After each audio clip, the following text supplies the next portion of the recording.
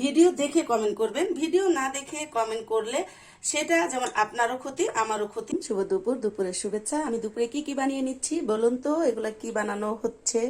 ভিতরে গরুর মাংসের পুর দিয়ে আলু। আসসালামু আলাইকুম এভরিওয়ান, সবাই কেমন আছেন? আল্লাহর অশেষ রহমতে আমরা অনেক ভালো আছি। কাছে কিংবা দূরে যে যেখান থেকে আমার ভিডিও দেখতেছেন, আশা করি আল্লাহ তাআলা সবাইকে অনেক অনেক ভালো রেখেছেন। আজকে ঈদের তৃতীয় দিন, সবাইকে ঈদ মোবারক জানাচ্ছি। এবং আজকে শেষ দিন, ঈদ 3 দিন চলে, তো 3 দিনের আজকে হচ্ছে শেষ দিন। তো ঈদ কেমন কাটলো আপনাদের? অবশ্যই আপনারা আমাকে কমেন্ট বক্সে জানাবেন। আশা করি আপনাদের ঈদ অনেক অনেক ভালো কাটলো। আর ঈদে কি কি খাওয়া দাওয়া হয়, ঈদে একটি স্পেশাল খাওয়া দাওয়া হয়, সেটা আমরা সবাই জানি। তো স্পেশাল খাওয়া দাওয়ার মধ্যে নতুন নতুন রেসিপি, নতুন আইটেম, এগুলাই আমরা বেশিরভাগ করে থাকি। আমাদের বাচ্চারা এগুলো খেতে অনেক পছন্দ করে। যেমন আজকে আমি আলু দিয়ে, মানে আলুর ভিতরে গরুর মাংসের পুর, ভাবা যায় এটা কত লোভনীয় খাবার। এটা কিন্তু খুবই লোভনীয় খাবার এবং আমার বাচ্চাদের প্রিয় খাবার। এই যে আলু দেখতেছেন, আলু ভর্তা বা আলুর চপ যেটাই বলি না কেন, এইটার ভিতরে কিন্তু গরুর মাংসের মানে পুর দেওয়া আছে। তো ফুল ভিডিওটা আপনাদের সাথে শেয়ার করে নেই, জাস্ট আমি এটা দেখিয়ে দিচ্ছি। আর ফুল ভিডিও যদি দেখতে চান অবশ্যই আমাকে কমেন্ট করে জানাবেন আপনারা ফুল ভিডিও যদি দেখতে চান। তো এই যে কাবাব, ভিতরে আলু কাবাব, এটা আলুর ভিতরে গরুর মাংসের পুর দিয়ে এটা আলু কাবাব। তো কালকে আমি একটা ভিডিও দেখিয়েছিলাম, লাইভ ভিডিও, কিভাবে আমি কাবাব বানাই আর কিভাবে আলু কাবাব বানাই সেটা আমি আজকে দেখাবো। আর বানাতে বানাতে আপনাদের সাথে অনেক কথা হবে। তো এটা হচ্ছে আমি যে ডিম আর কর্নফ্লাওয়ার গুলিয়ে নিয়েছি, এটার সাথে আমি এভাবে চুবিয়ে এটাতে আমি কর্নফ্লাওয়ারে কোট করে নিব। আর কর্নফ্লাওয়ারে কোট করে নিলে সেটা একদম সুন্দর যেমন দেখতে হবে, তেমন এটা খেতেও অনেক মজা হবে। উপরটা অনেক টাইম পর্যন্ত মুচমুচা থাকবে। সাধারণত ঈদের টাইমে আমরা এটা করে থাকি। তো ঈদ বলতে না, আমরা এটা সবসময় করে খেতে পারি। যেমন আমার বাচ্চাদের আমি প্রতিনিয়ত নতুন কিছু বানিয়ে খাওয়ানোর চেষ্টা করে থাকি। আজকেও ব্যতিক্রম কিছু না।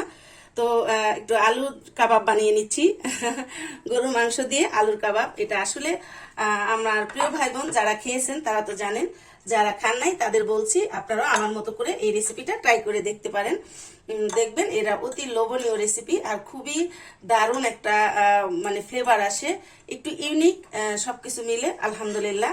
তো এই রেসিপিটা আমি এইবার দিয়ে 2-3 বার বানিয়েছি। সাধারণত আলু দিয়ে, ডিম দিয়ে, আমরা চিকেন দিয়ে অনেক রেসিপি করে থাকি। গরু মাংস দিয়ে যে অনেক লোভনীয় রেসিপি করা যায় সেটাও কিন্তু আপনারা চাইলে আমার চ্যানেলটা ফলো করে আমার সাথে থেকে যাবেন এবং আমার সুন্দর সুন্দর ভিডিওগুলো দেখার চেষ্টা করবেন।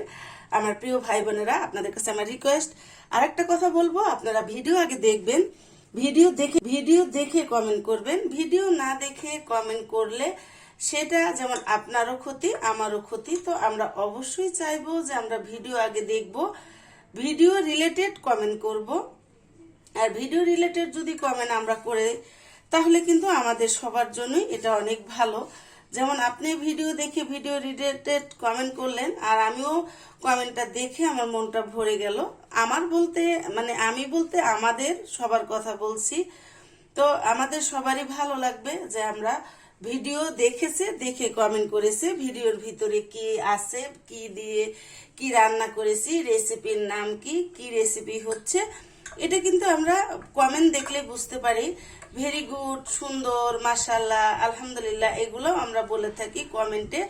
তবে আমরা আগে ভিডিও রিলেটেড দু একটা কমেন্ট করব, তারপরে আমরা বলবো যে এই ভিডিওটা কেমন হয়েছে।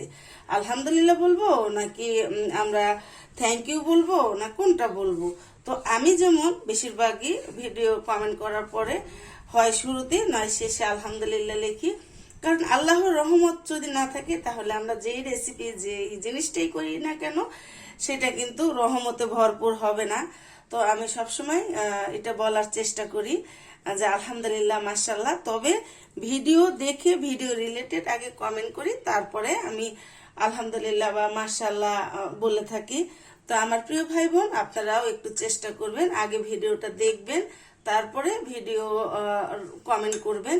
এতে কিন্তু আমাদের সবার জন্যই অনেক অনেক ভালো। আমি আবারও বললাম। তো প্রিয় ভাই